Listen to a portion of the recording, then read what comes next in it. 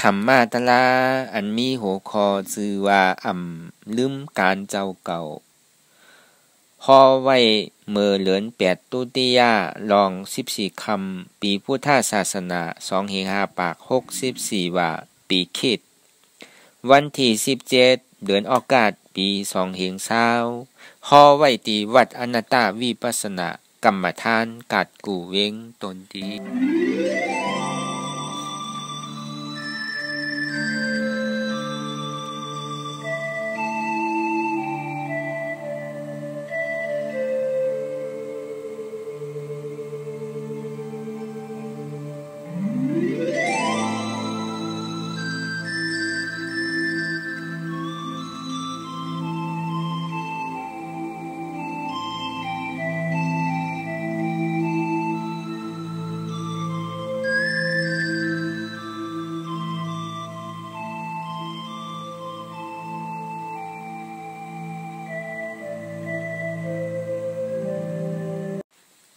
ก่อนที่นั่งปฏิวัติกูกำในขาวอ่อนกันไว้สาอิตนา3เจ้าก่อน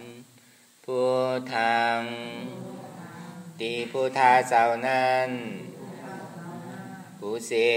มีเฮาคาไว้คาอ๋อธรรมังตีธรรมนาตาเจ้านั้นผู้เสมีเฮาคาไว้คาอ๋อสังฆังติอาริยาเบียดเจ้านั้นผู้เสมีเฮาคาไว้คาอ๋อต่อสืบการในเฮาดีไรลูกคันธาหาเปิงที่พระตาสังขากรอิมาหังอัตตาภาวังพุทธัสสะปริจาชามิกาติคันธาหาเปิงปีแงบในลูตานสาวอิมาหังอัตตาภาวังธรรมสสะปริจาชามิกาติคันธาหาเปิงปีแงบในดูตานเจ้าอิมาหังอัตตาภาวังสังฆสะปริจาชามิกาติคันธาหาเปิงปีแงบในดูตานเจ้าต่อสืบการในเขาดีกันต่ออาริยาเจ้าเขากูเจ้าขวัญในนบลงที่ปืนยากกว่าชอบอาริยาเจ้ากูเจ้าค่ะในยามมือไหลก็ดีอันข้าวหูเสแลตั้งการลง3เปิงไล่วนพิษไล่ลาดพิษไล่เฮ็ดพิษมาเจอนั้นแค้นต่อปลดปล่อยวางความปั่นข้าวเขาอย่าให้เป็นอันตรายลงอันเฮตาบมากผู้นิปานนั้นสกรรมติคานอสาธุสาธุสาธุ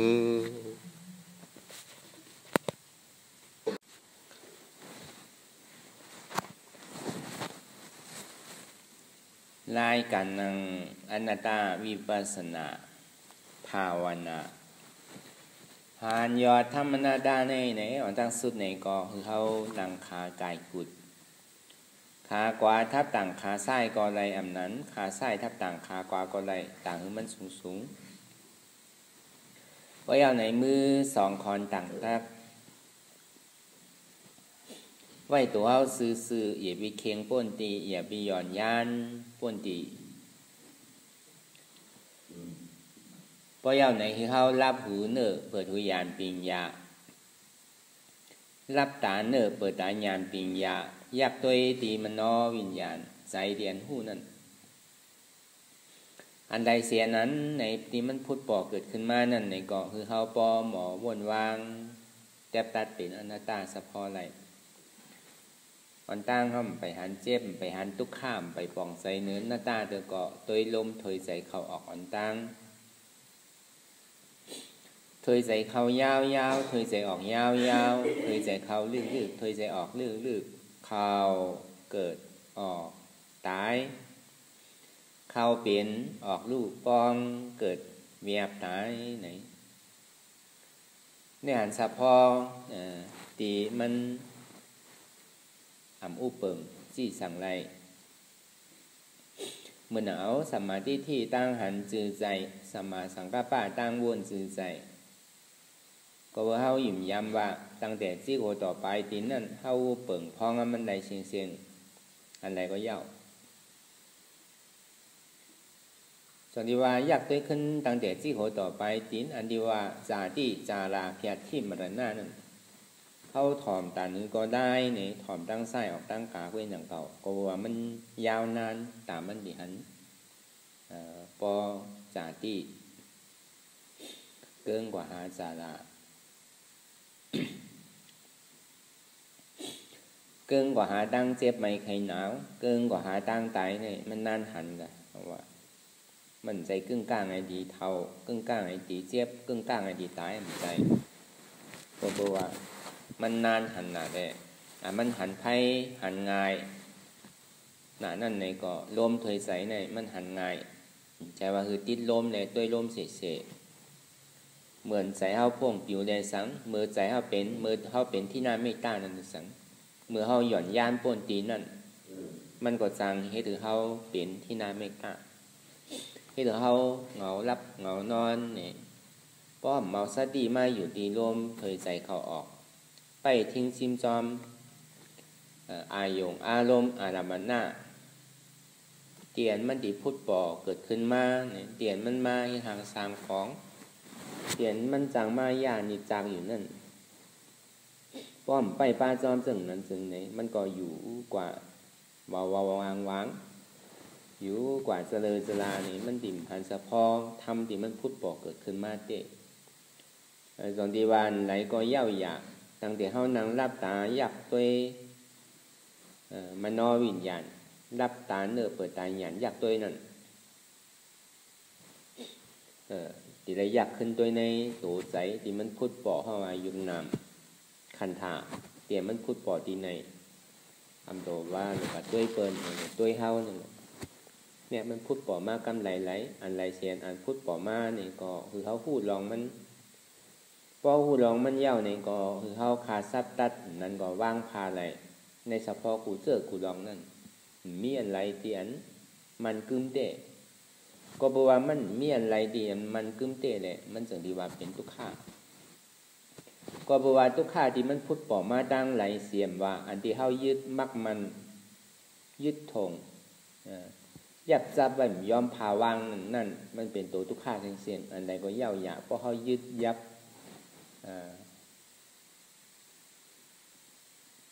ไว้มันห้อมยอมวางนั่นน่ะมันให้ถึงเข้าเปลี่ยนทุกข์เพราะว่ากูเจอกูลองเนี่ยมันพองงามจี้สั่งไรกูเจอกูลองเนี่ยมันมีการเกิดขึ้นตั้งอยู่เรียกว่าลูกกว่าเนี่ยมันเป็นเฉพาะอนัตตาเขาทำคือมันลูกกว่าเขาทำคือมันตั้งอยู่อันสุภาเสื้อสาใจอันมนเปี่ยวเสื้อนั่นอันดีถอมดีหันดีลมดีต้วยดีกินดีเตอร์เกาเซิกหนานั่นในห้องใครมันลูกกว่าใครมันแบะกว่ากุฏิกุตังในธรรมะของโลกกะอันเจอถอมอันเจอหันเจอโน้มเจอกินเจอเตอร์เกาอันเจอนั่นในใครมันกว่าไกลใครมันกว่าหลายแสนลักหลายแสนอยู่จันนะที่อันเปี่ยมมนเซอร์อันเก่าเซิร์กนั่นใครมาอยู่หิมหอมเสาเก่าอยากออกใครแหวกกว่ากุฏิสั่งไว้เฮ็ดไรเนี่ยมันเป็นธรรมะ สองนี้ว่าเฮาหยุ่มยำว่าตั้งแต่สิโขต่อไปตีนั่นเฮาอุปเปิงพองมันไหลเสียงไหนตอนนี้ว่าพอเฮาอุปเปิงพองมันไหลเสียงไหนก็คือเฮาอุปเปิงด้วยลมถอยใจด้วยเนี่ยตั้งแต่สาติมาปฏิสันติในต้องเมเย่าในก็ตั้งแต่นั้นในข้าวตั้งเก่าเหลือนซิบเหลือนลุ่มเดี๋ยวก็พูดปอมาตั้งแต่วันนั้นต่อถึงวันยามเหลียวนั้นลมถอยใจเนี่ยยังตึงมีอยู่ยังตึงเกิดรับเป็นลู่ป้องแวบอยู่ในตัวยุคขันธาที่ในเนี่ยห้อมหรือว่าต่างเสื้อต่างรองเจอเฮาว่าร่วมถอยใจด้วยสั่งว่ามันเป็นของเฮาเต้คือเฮาอุปเปิงด้วยลมถอยใจเขาออกว่าเข้าเย้าอย่าไปคือมันออกเย้านี่อย่าไปคือมันเข้าต้องเตียนมันปองอยู่นั่นไหนอย่าไปคือมันแวบต้องเตียนมันแวบอยู่นั่นไหนอย่าไปคือมันปองเนี่ยสั่งว่าเฮาอุปเปิงพองมันไหลจี้สังเตก็สามเฮ็ดตัวถอยใจเข้าไว้อย่าไปขึ้นถอยใจออกถอยใจเข้ากับลึกตัวเรียกว่าถอยใจออกลึกตัวอย่าไปขึ้นถอยใจเข้าต้องเตียนมันปองอยู่นั่นไหนอย่าไปคือมันแวบต้องเตียนมันแวบอยู่นั่นไหนอย่าไปคือมันปองสั่งว่าเฮาอุปเปิงจี้สั่งพองมันไหลเตะกับเฮาว่าเพราะว่ามันจี้สั่งพองมันไหลอย่างก็มันมีอันไหลเตียนเฮาจี้สั่งพองมันไหลเข้ายาวนี่ใครเข้านี่ก็เข้าอยู่ใครออกไหนก็ออกอยู่ใครป้องไหนก็ป้องอยู่ใครแวบไหนก็แวบอยู่เข้ายาวออกก็ไหลเนาะอุปเปิงไหลอนัตตาออกยาวเนี่ยเข้าขึ้นก่อมไรเนาะอุปเปิงไรอนัตตาป้องอยู่นั่นในก่อมแวบขึ้นก่อมไรเนาะอุปเปิงพองมันไรอนัตตาแวบอยู่นั่นในป้องขึ้นก่อมไรเนาะอุปเปิงพองมันไรอนัตตาในปอเอามาอยากตัวในกายะห้องว่าเป็นกายะกตาสติเนี่ยตัวในกายะตัวกายะคือหันในกายะห้องว่ากายานุปัสสนาสติปัฏฐานเนี่ยก็ว่านั้นก็กายากตาสติพ่วงปิวกว่าตั้งนอกโจมลงเข้ากับตั้งในเอากายตนโตที่มันพูดปอที่มันนั่งทุกสู้เนี่ยเอาเป็นหัวคอตะลาเอาเป็นธรรมอยากตัวอันใดเสมว่าตั้งแต่ที่โหต่อไปทีนั้นมันมีอันใดตีหนึ่งเตี่ยมันพูดปอเกิดขึ้นเป็นมานั่นจ่องมันอยู่ถาวราอะไรหรือจ่องมันกึ้มอะไรอยู่หรืออันใดเสียก็ยาวหยาส่วนที่วางเงาหักมันเด้ๆเนี่ยอันมันหันไพ่หันง่ายนั่นก็ร่วมถอยใส่นั่นน่ะสั่งว่ามันเข่าเย่าเนี่ยก็ออกก็ตายสั่งว่าออกเย่าเนี่ยเข่าขึ้นเนี่ยก็ตายต้องเดียนมันปองอยู่นั่นในป้อมเวียบก็ตายต้องเดียนมันเวียบอยู่นั่นในป้อมปองก็ตายพอตายเอาก็เกิดพอเกิดเอาก็ตายในส่วนนี้ว่าเกิดตายเนี่ยอันเฉพาะดีว่า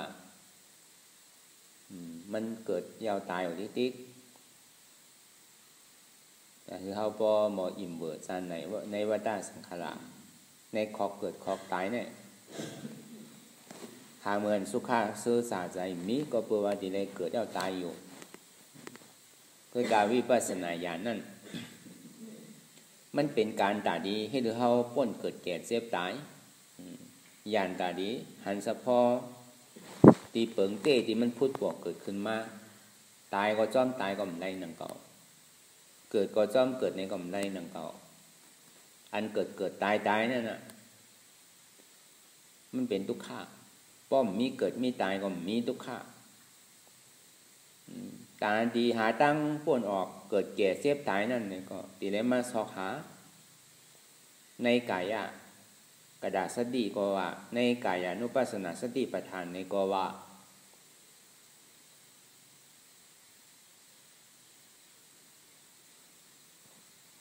นั่นก็ภาวนากิจจ้านี่ก็ว่าเตียนเท่านั้นรับตาเนื้อเปิดตาญาณวิญญาณนั่งภาวนาอยู่ในห้องว่าภาวนากิจจ้าภาวนาสอกหาเนี่ยก็ดีว่าภาวนากิจจ้าการนั่งรับตาเนื้อเปิดตาญาณวิญญาณ ซอกหาขันธาที่โกต่อไปตินขันธาที่มันเป็นอนัตตาเฉพาะ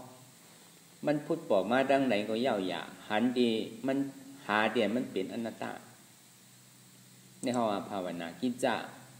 กายานุปัสสนาสติปัฏฐานเดียมันพูดบอกมาในกายะตัวต่างนอกคือหันต่างในในห้องว่าจากตัวในกายะยาวก็หันในกายะคือหันในกายะอันในหันในกายะนั่นอันที่มันพูดบอกเกิดขึ้นมาอันเจ็บแกนต้องตอดเนสานพูดบอกเกิดขึ้นเป็นมาถ้าว่าพวกเอาตาเนื้อตัวดังดอกเทก็มันนานหู้อันถ้าว่าเท่าว่าเจ็บว่าตายนั่นเขาก็ทอมอยู่ล้มๆง่ายๆวายอยู่ล้มๆง่ายๆแต่มันจีเอาตุ้มเตอร์ในหมากคนใสที่มันเปลี่ยนใจอันหนึ่งอันเลี้ยวที่มันพ่วงปิวมันจะว่าลามว่ามันจะว่าลาลีว่าบ่ดังดอกในมันลามว่ามันลาลีว่ามังเผามังปอก็เอาใจเปิ้นมังเผามังปอก็จังตักสังก็ตักกว่าเรื่องนั้นกล้วยหนังเก่ากล้วยกาตามันดีตุ้มเตอร์ในหมากหัวใจว่าอ๋อวันหนึ่งเจ้าเนี่ยก็เกาก็ไปตั้นเท่าเตอก็เกาตีตายอยู่ไปตั้นตึกพองเป็นว่าเป็นสาวอยู่ก็ยังตีตายอยู่ตึกพองย่อยปัทมาตุติยาย่อยกล้วยเนี่ยก็ตึกตีตายอยู่แต่พอถึงจำตาติยาย่อยมาแต่ก็มันก็ตีตายอยู่ลองตั้งเจ็บไม่ใครหนาวลองตั้งเปลี่ยนนั่นอันเขาหันเปลี่ยนนั่นเนี่ยก็เขาก็จะได้เปลี่ยนหนุนดังเก่าลองตั้งตายนั่นเนี่ยอันเขาหันเปลี่ยนตายนั่นเนี่ยก็เขาก็จะได้ตายดังเก่ากวยกะแต่มันที่ผู้หันแจงผู้หันป่องแจงแรงใส่ว่าในการเกิดเกียรติเจ็บตายเนี่ยเป็นกองทุกข้าหลงใครเกิดเอาใครแก่เอาใครเจ็บเอาก็บอกว่าเบียกขันธาตัวในมานั่นในข้าวยามสั่งสละโมกีพระวาจัดปันเตียนเท่าไรลู่หายตายกว่าตั้งหลังนั่นได้สังตั้งนาดีมานั่นก็หนังนั้นหนังเก่าหามือสุดเติกอย่างนี้พระวาสั่งสละเนี่ยยืนยาวนานนะมันยืนยาวนานนะมังเผามังปอก็ว่า1 วัน 1 คืนเนี่ยยืนยาวนะใน1 โยชนาเนี่ยยืนยาวนะ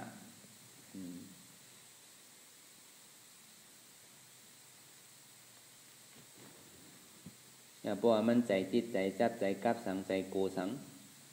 เหมือนหนังกลางคืนเนี่ยมันยืนยาวนะอาบเหมือนดิ่มมือก็ไปมือเลี้ยงก็เลี้ยงง่ายๆเหมือนทำไมอยากตัวป่นมือป่นวันกว่ามองขิงมองข่าวมองยามออกเหมือนเจ็บทุกข้าพูดปอกเกิดขึ้นเป็นมานั่นโอ้เมื่อไรดีหายเมื่อไรดีถึงขิงข้าวยามนะเนี่ยยืนยาวนะในโยชนะ2 โยชนะ3 โยชนะพอมีลองตั้งหยาบผึกคันใจลองไม่หังทีแรกก็ซอกหาของอันหนึ่งเจอหนึ่งลองปอกขึ้นมาเพราะเขาซอกหาอะไรของหนึ่งเจอหนึ่งลองปอกขึ้นมานั่นเนี่ยเขาสิไรญาตามตายตีไรญาตามตีคุกตีไรญาตามอาแปดนั่นปองว่า1 โยชนะนั่นเนี่ยก็ยืนยาวนะ1 คืนนั่นก่อนเนี่ยก็ยืนยาวนะสั่งสละนั่นเนี่ยก็หาดีว่ามีแค่ยืนยาวนะนั่นหนังนั้นหนังเก่าในข้าวต่างที่อันยืนยาวถึงพอเป็นอันไหนเหล่ปั่นตัวมาในวัฏสังขารละตัวขันธาดีอยากนั่งมาอยู่เป้ถึงเป้ยืนเป้ยาวหนาเนาะซับดีกว่าตั้งนาป้อมหูรองตั้งผ่าซับตัดแกดในกล่องทุกข้าหลงนั่นในเหตุทางเอาจ้องทุกข้าหลงนั่นสร้างก็ขึ้นตีไรปั่นตรงขึ้นลงหามือเย่ามือสุดมือเสียงนี้พอดีว่าเด้ในกับปันพองยามเดี๋ยวในอายุอาสาสายใจก้นในก็มันจะว่าที่อยู่ยาวนานก็คือเพราะว่ายังถึงมีบ่ามีแห้งหนูก็บอกไอ้70 80พอป้วนนั่นกว่าก็ผู้โคปังกว่าอยู่ไรถึงเด้ก็ป้วนบอกไอ้90 ปากเนื้อใครมีนั่นเนี่ยมันยืนยาวถาวรล่างอีกในการเกินกว่าหาตั้งขายนะมันภัยมันไวน่ะกล้วยกาสันสารานั่นเนอะมันยืนยาวน่ะมันกว่าติ๊กไปขิงไปข้าวไปมือไปวันมันกินอยู่กูยามกูวันกูวงกูเลือนกูปีเฮาป่นเฮาหลอดมาถึงในวันเหมือนไหนเนี่ยก็ในว่าเฮากามดีอยู่ย่ำไปเจ็บไม่ใครหนาวก็ย่ำไปตายเด้อยังตึงมีเอาตัวเฮามาเฮ็ดลองตางหลีไล่ตั้งตางหลี3เปิงกายากู้โซเอากู้โซลูพระตราสังขะเฮ็ดลองหลีเอากันเอาตัวเฮานั้นเฮ็ดลองหลีเลยก็มีแงนเจ็กเฮ็ดทางเปิ่นเอาโซเฮาเฮ็ดดองหลีอุลองตางหลีที่อันมันเป็นกู้โซอันว่านั้นมหากู้โซอันว่านั้นเป็นกู้โซโลกุตระนั่นแหละเฮาบ่สิได้ออกม่วนป้นหลอดมีขอถามขอตอบมีขออุกขอโอกันว่าลอกลายตาดีเฮ็ดให้ทุกข้ารับกว่านั้นสิได้เฮ็ดถือในตอนนี้ว่าเป็นมโนกู้โสเป็นวจีกู้โสในมโนกู้โสอันใดเสียนอันที่มันพุทธบ่เกิดขึ้นเป็นมานั่นคือเฮาบ่หมอทิ้งซิมแตบตัดในมโหใจไหลคนเฮากูก็นี่ก็บ่ว่ามันทิ้งใจไหลจังดีลันออกซบจังดีโตเฮ็ดเนี่ยจังดีว่ามันนออากุโสใจวนพิษวาจีอากุโสซบลานพิษกายะอากุโสโตเฮ็ดพิษแม่มันลุกมาที่ใจเสียงเฮาซ้ำสิได้มาเฮ็ดว่ามันนอกุโสใจวนลองดีวาจีกุโสซบลานลองดีกายะกุโสโตเฮ็ดลองดีลองหลี3เปิง3ป้าเนี่ยมันมีอันไรดีแตกมันเป็นลาบหลาผ้ามันเป็นกู้โสใหม่มันเป็นกู้โสที่อันมีอันเนื่องอันแตกไรเนี่ยในเขายังมีตัวขานังตุกซุกอยู่แต่ที่ไหนมาชอกหาเฉพาะเศษจ่าที่มันพุทธบอกเกิดขึ้นเป็นมาว่ากายานุปัสสนาสติปัฏฐานในก็ว่าในภาวนากิจจานี่ก็ว่าภาวนากิจจานั่งรับตาเนอเปิดตาหยาดยักษ์ตัวขันธาที่โหต่อไปจิ้มหาขันธาที่มันเป็นอนัตตาก็บอกว่าหลูป้าขันธาในเป็นเก่าในเป็นหลูป้าขันธาอัตตาสำเอาว่าเป็นหลูป้าขันธาในเป็นเก่าในเป็นหลูป้าขันธาวิญญาณขันธาในเป็นเก่าในเป็นวิญญาณขันธาเวทนาขันธาในเป็นเก่าในเป็นเวทนาขันธาสัญญาขันธาในเป็นเก่าในเป็นสัญญาขันธาสังขารขันธาในเป็นเก่าในเป็นสังขารขันธาอันนี้ขันธาเป็นอัตตาเฮาซ้ำที่ได้เอาภาวนากิจจานั่งรับตาเนอเปิดตาญาณซอกหาเทียนเฉพาะขันธา5เปิงนั้นเป็นอนัตตาในหลูป้าขันธาปิทุกขาอนัตตาเพราะว่ารูปะขันธาปิทุกขะอนัตตาในรูปขันธานั้นเฉพาะมันเป็นหือไว้ล่ะเจ็บแกนต้องตอดเน็ดซานสั่นไหวคมไต่ไม่กัดอ่อนแข็งสู้ตุ่มจับยายจุมหยอดเป็นลูกในเฉพาะยุคขันธาห้อมไปหู้เตอห้อมไปหักเตอห้อมไปต้องเตอเขาย่ำไปมีลองตางโค้งผิวอันสอส่วนเตอในมันพุทธบอกเกิดขึ้นเป็นมาก่อนอันเมื่อมันพุทธบอกเกิดขึ้นมาเป็นห้องว่าใจหันนั่นเป็นยุคหันแก้มไปหู้เตอใจหันนั่นมันเป็นยุคขันธาปิทุกขาอนัตตาอันหันเจ็บแก้นตรงตอดเนซานเรื่องนั้นนั่นรูปะขันธาปิทุกขามันเป็นทุกขาขันไสอนัตตาอันทุกขาขันไสที่มันพุทธบอกเกิดขึ้นมาตีอยู่ขันธานั่นอู้เปิงพองงำมันไหลเป็นอนัตตาในห้องว่าอยู่ปะขันธาปิทุกขาอนัตตาในห้องว่าภาวนากิจจาหาดีอยู่ขันธานั่นเป็นอนัตตา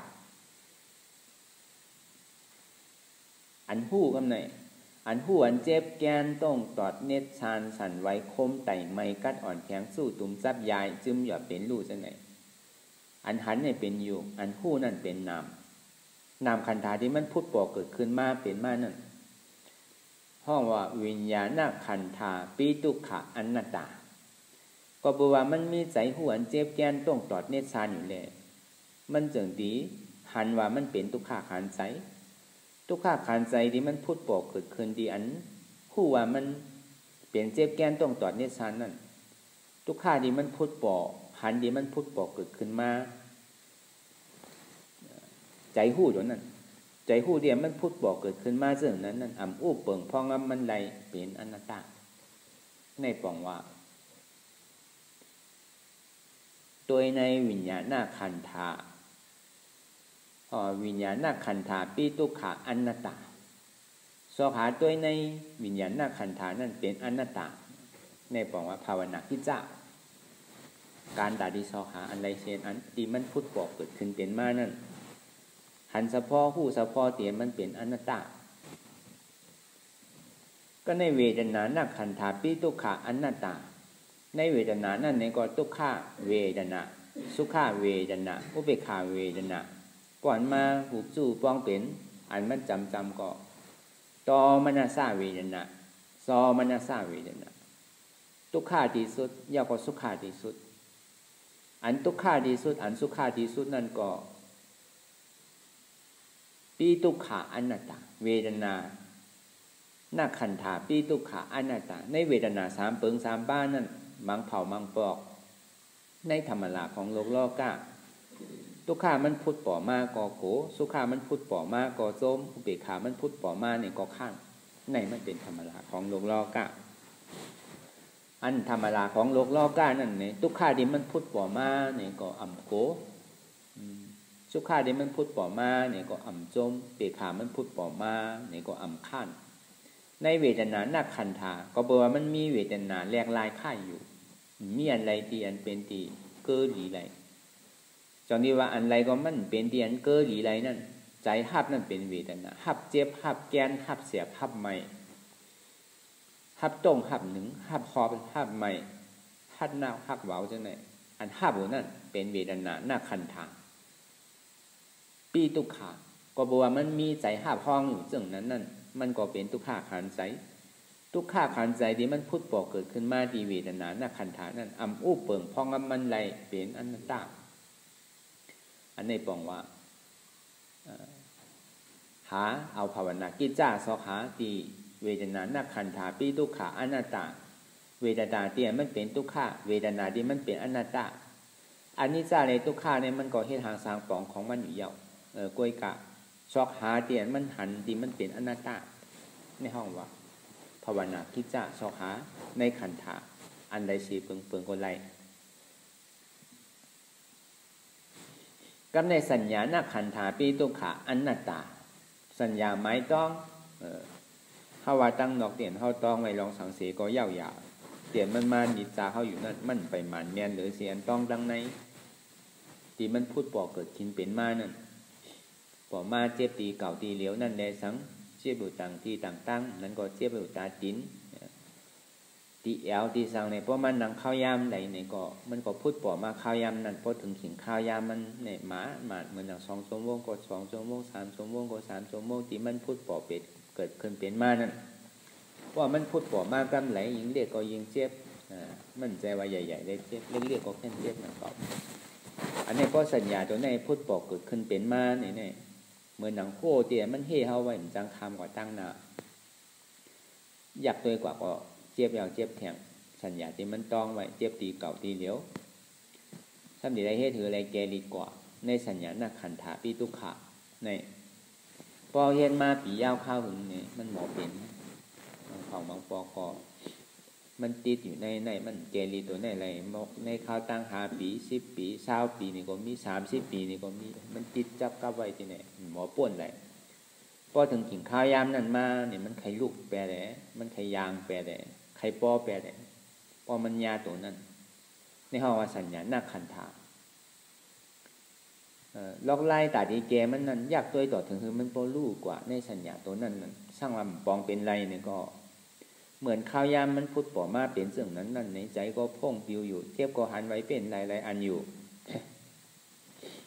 นั่นปองว่าแห้งสติเฮาเกะเราสติมาอยู่ที่ร่วมเถยใจเขาออกเอาหน้าตาทิ้งซิมไว้เพราะมันพุดป่อมากำไหนก็ตัดกำนั่นช่างว่าเฮ็ดไรล่าๆเนี่ยก็พาไว้วางไว้ก่อนอันเจ็บดีอันมันพุดป่อมันห้าวแห้งติสัญญาที่มันมัดหมายต้องไว้นั่นวางไว้กำหนึ่งก่อนเอาสติเข้ามาอยู่ดีร่วมถอยใจวนดีร่วมถอยใจเขาเกิดออกตายเอาก็เขาย่ำออกกอมไหลออกย่ำเขากอมไหลวนเสื่องไหนเอาซึ่งในอันสัญญาตรงนั้นมันดีพุทธปอเกิดขึ้นเป็นมาเป็นอันหนึ่งอันเดียวเย่าเนี่ยก็เขาก็ซ้ำขึ้นวางเนี่ยร่วมถอยใจเขาเย่าก็ซ้ำขึ้นสืบปวนทุกข้าแบบอนัตตาขึ้นในลายแก่ลิ้นมี2-3 ปึงอันนี้ก็บอกว่าสัญญาตรงนี้ก็นักขันธาปีทุกขะอนัตตาอันใจหันนั่นเป็นยุคขันธะอันใจหู้นั่นเป็นวิญญาณนาขันธะอันใจห้าวนั่นเป็นเวทนานาขันธะใจเดียนมันกัดต้องนั่นในเป็นสัญญานาขันธะ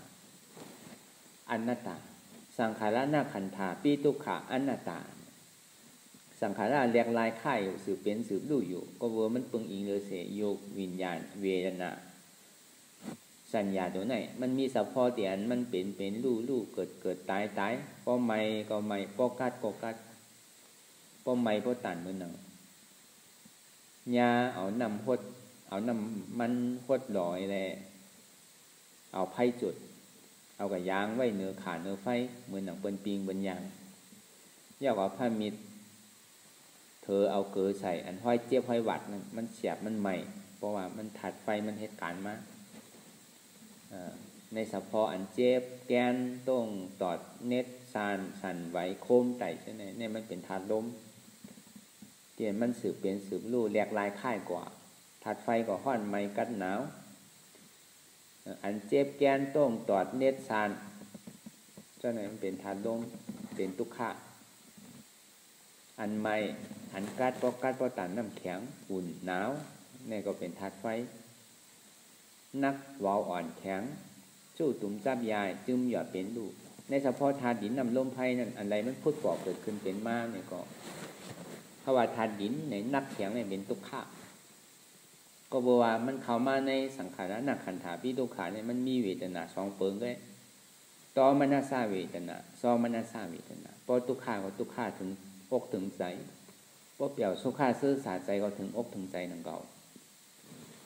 ตรงนี้ห้องว่าทุกขาดีสุดสุขาดีสุดอันมันนักอันมันแข็งไม่เป็นทุกขาเวทนาอันมันโอนมันอ่อนให้เป็นสุขาเวทนาอันมันใหม่อันมันกัดเหมือนหนังน้ำแข็งเนี่ยเป็นทุกขาเวทนาอันมันอุ่นอันมันหนาวเนี่ยมันเป็นสุขาเวทนาอันมันจู้อยู่จับอยู่จึ้มอยู่นั่นเป็นทุกขาเวทนาอันมันหยอดอยู่อันมันยายอยู่อันมันลู่นั่นเป็นสุขาเวทนาเนี่ยเพราะว่าอันเฉพาะอยู่ธาตุน้ำธาตุแหลกลายค่ายกว่าเหมือนมันแหลกลายค่ายกว่านั่นเพราะสังขารนาขันธาในปอกเกิดขึ้นเพราะสังขารนาขันธาป้ายปรมาเต้มันหันเฉพาะยุคธาตุน้ำธาตุที่มันสืบเป็นสืบลู่แหลกลายค่ายกว่าติ๊กในห้องมันเป็นตัวปรมาก่อนตัวจันน้องนั่นเอาใจโค้งใจตีว่นตู้ว่นเลยจุดว่นลองหนึ่งเย้าจับลองหนึ่งหาเมื่อเย้าเมื่อสุดนี่ห่อใจเจตสิกแหลกลายค่ายกว่าติ๊กปกติคือมันหมันแม่นได้ก็มันก่อดีเลยหาดีสังขารในปรมาหันเฉพาะยุคลับยุควิญญาณเวทนาสัญญาตัวในหันเฉพาะเตี่ยมันสืบเป็นสืบลู่แหลกลายค่ายอยู่ที่ขันธาอันใดก็ในตอนนี้ว่าสังขารนาขันธาปีทุกขาอนัตตาก็เปว่ามันมีการแหลกลายค่ายติ๊กเลยมันจะดีว่าเป็นทุกขาขันใจทุกขาขันใจที่มันพุทธบอกเกิดขึ้นมาดีสังขารนาขันธานั้นอุปเปิงเพราะมันไหลเป็นอนัตตาในวนว่าขันธาหาเปิงนั่นเป็นอนัตตาอันวนหาอันหาขันธาหาเปิงเป็นอนัตตานั่นเป็นภาวนาพิจจาอันนั้นก็กายอยากอันเท่าหันอยู่ในกายะ ในลูกขันธาเป็นทุกขาอนัตตานั่นห้องว่ากายานุปัสสนาสติปัฏฐานตัวหันในตัวนั้นห้องว่ากายานุปัสสนาสติปัฏฐานก่อใจในรูปขันธาในก่อใจจิตานุปัสสนาสติปัฏฐานใจหูอันเจ็บแก้นต้องตอดนิสานนั่นเป็นจิตานุปัสสนาสติปัฏฐานตัวใจหันในใจอันคือหันในใจนั่นใจที่หูนั่นนี่มันเป็นทุกขาอันหันอยู่นั่นเป็นใจอันหูนั่นเป็นทุกขาตอนนี้ว่าตัวใจหันในใจในห้องว่าจิตานุปัสสนาสติปัฏฐานเวทนานุปัสสนาสติปัฏฐานทุกขาสุขาอุเบกขาที่อันซับเลี้ยงมาเหมือนเจ้ามันก็เวทนานักขันธะก็ว่าตัวในเวทนาอันเจ็บแก้นต้องตอดเนสานนั่นหันเฉพาะที่มันเป็นอนัตตาจนนี้ว่าตัวเวทนาคือหันในเวทนาในเวทนานั่นอันใดเสียนอันที่มันพุทธบอกเกิดขึ้นเป็นมานั่นมีอันใดที่เฮาปึงอิงเกอหลีไรก็เพราะว่ามันมีอันใดที่เฮาปึงอิงเกอหลีไรเลยมันถึงที่ว่ามันเป็นทุกขาก็เพราะว่าทุกขาที่มันพุทธบอกเกิดขึ้นมาที่เวทนานั่นอู้เปิงเพราะว่ามันใดเป็นอนัตตาอันนี้ปองว่าตัวเวทนาคือหันในเวทนาในเวทนานุปัสสนาสติปัฏฐานเพราะว่าในเวทนานุปัสสนาสติปัฏฐานเนี่ยมันสำคัญหุบจู่ในป้อตัวขันธาวาก็ในเวทนาสัญญาสังขารเนี่ยเป็นตัวเลี้ยวกันเป็นตัวเลี้ยวในเวทนานุปัสสนาสติปัฏฐานเพื่อจะพวกขันธาหาเปิดนี่มันแจกเพเป็นหาเมียวกับเอาวะพอมาเย้าเต้เนี่ยก็มันมียุกมีหนามเลยเพราะเพศตื้นกว่านั่นก็เป็นยุควิญญาณเวทนาเพศตื้นกว่านั่นทางก็รูปวิญญาณเวทนาสุญญตาเพศตื้นกว่านั่นทางนี้ก็เป็นขันธาหาเปิงตอนนี้ว่า1 2 3 4 5 5 4 3 2 1มันก็เป็นอันเดียวกันเสียงพอมาเย้า1เนี่ยก็มันเป็นอัตตาเงาจ้องทุกขาเนี่ยเป็นอัตตา1 2เนี่ยเป็นยุคนาม3เนี่ยเป็นยุควิญญาณเวทนา4เนี่ยเป็นยุควิญญาณเวทนาสุญญตา5นั่นเป็นขันธา5เปิดในอัตตามันก็ยึดมักมันเอาเป็นของมันเสียงอนัตตาสำใจในห้องว่าภาวนาพิจารนางรับตาเนื้อเปิดตาญาณปิญญาซอขาในขันธา5เปิงหาดีมันเป็นอนัตตาทัศนากิจจา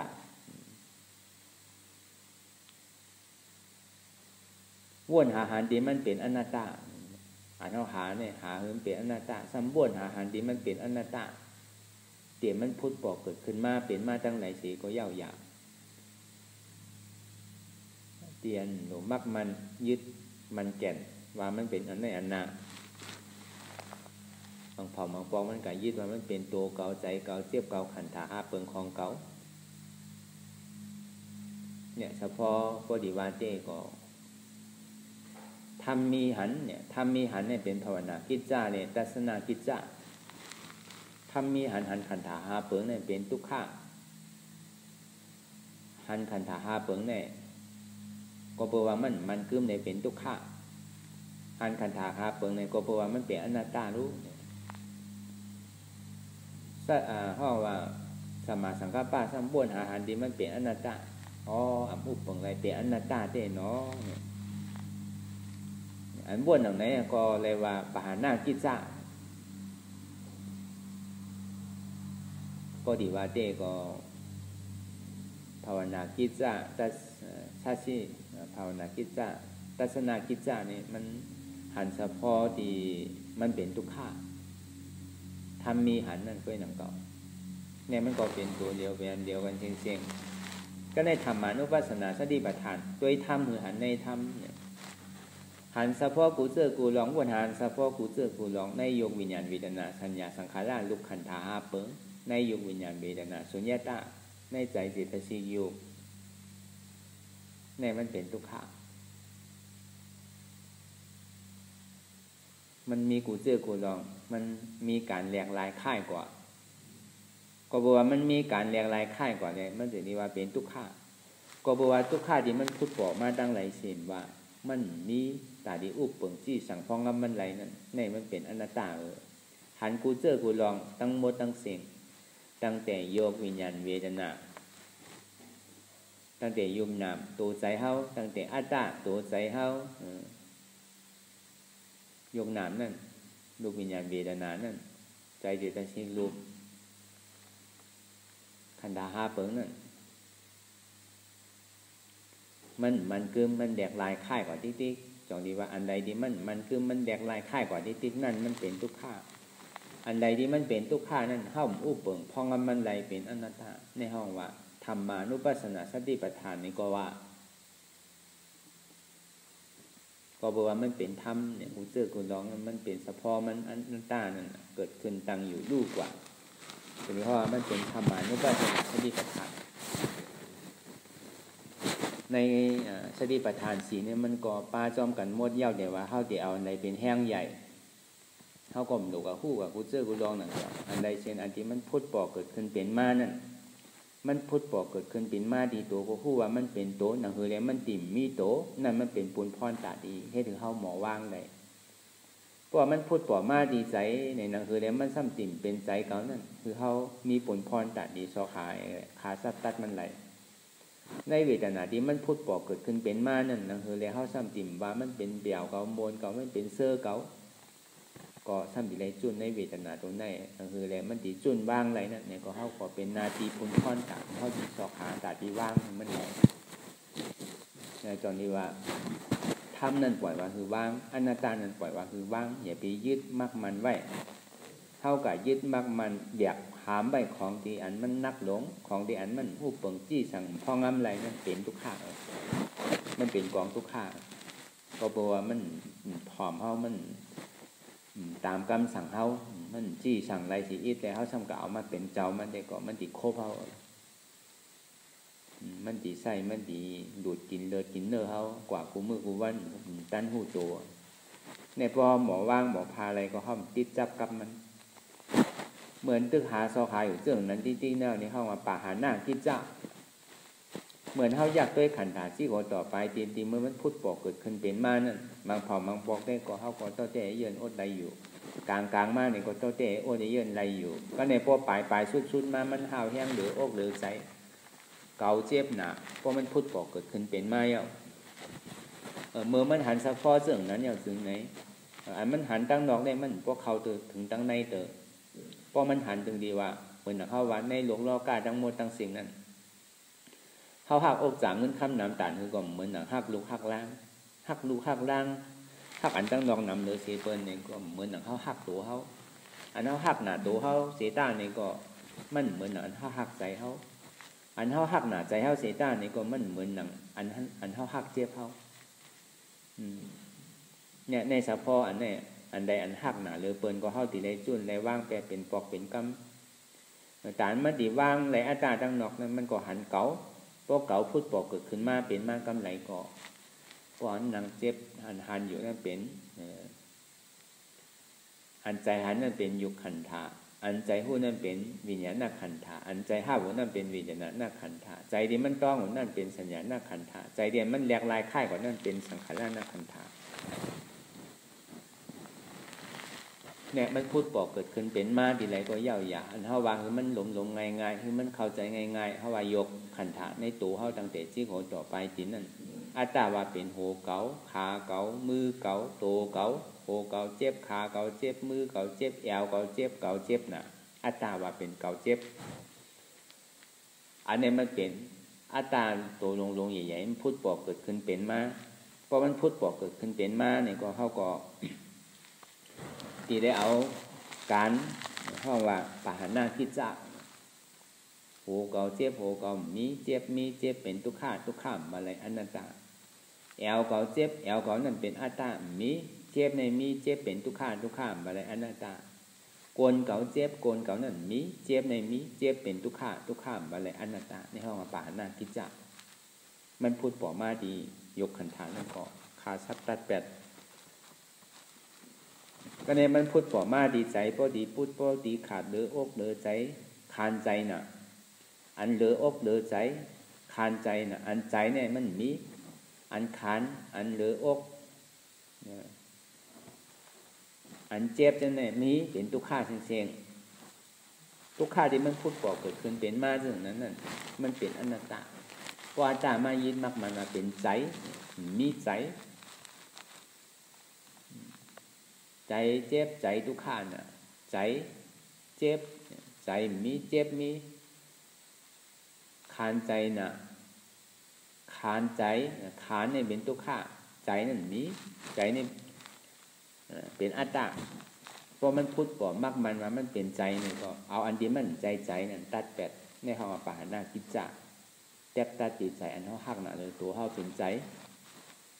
อันเฮาหักหนาเลยใจนั่นซ้ำเป็นเจ็บพอมันพูดก่อเกิดขึ้นเป็นมาเนี่ยเฮาเคยเห็นมันหายไปตายก็ปล่อยมันตายเนาะเจ็บขานใจว่าแต่ในตันเลย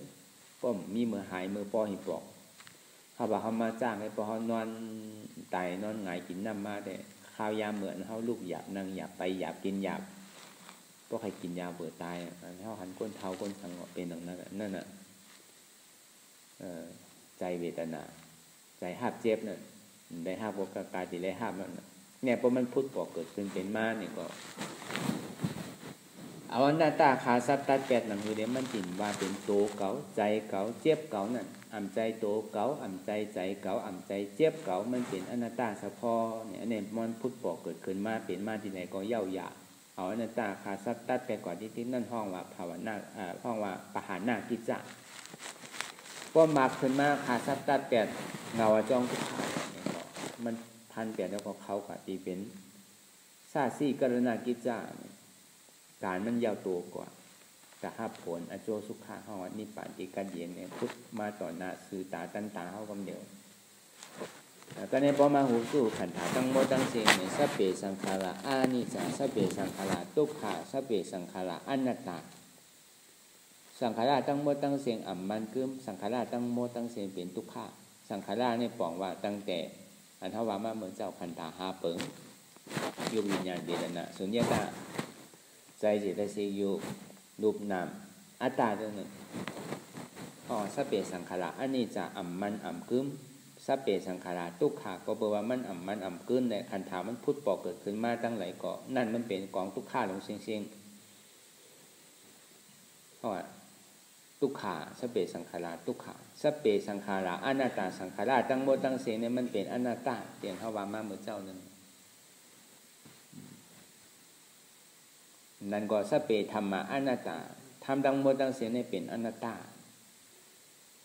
บอกว่ามันนี้มันใจของมันเป็นธรรมที่อันโดยยึดมักมันว่ามันเป็นเมี้ยวในมันเป็นเมี้ยวนาหันเมี้ยวในหันเมี้ยวนามันติดได้ว่างเสียงมันเป็นอันหยอกอันเลี้ยนอันแปดเป็นนิมิตที่มันยากนิจักยากเข้าติเข้าติดได้ว่างทาเสียงคือเขาบ่นยาวๆข้าวยามถึงอย่าพิวาภัยน่ะอย่าพิวาเพิ่มเตียนเฮาหันเตียนเฮาว่นเตียนเฮาว่นเตียนเฮาหันนั่นคือมันเถียงเตียงกันกว่าทำมีหือหันตัวใจเจ็บเป็นทุกข้ามีอยู่หือหันทำใจคือคู่ว่าทุกข้าที่มันพุทธปอกเกิดขึ้นมาตีโตตีใจตีเจ็บนั่นอ่ำใจโตเก๋าอ่ำใจเก๋าอ่ำใจเจ็บเก๋ามันเป็นอนัตตาเก่าอุปเปิงพองมันได้เป็นอนัตตาไหนคือเฮาว่นต่อถึงเจ็บนั่นบ่สุดเสียงเกียงหายกว่าว่นต่อถึงทุกข้านั่นบ่สุดเสียงเกียงหายกว่าถ้าต่อถึงอัตตานั่นบ่ตกพุทธขาดกว่าอะไรที่มันพุทธบ่เกิดขึ้นเป็นมานั่นในเกาะคือเฮาบ่หมอว่นวางแตบตัดเป็นอนัตตาเฉพาะไหน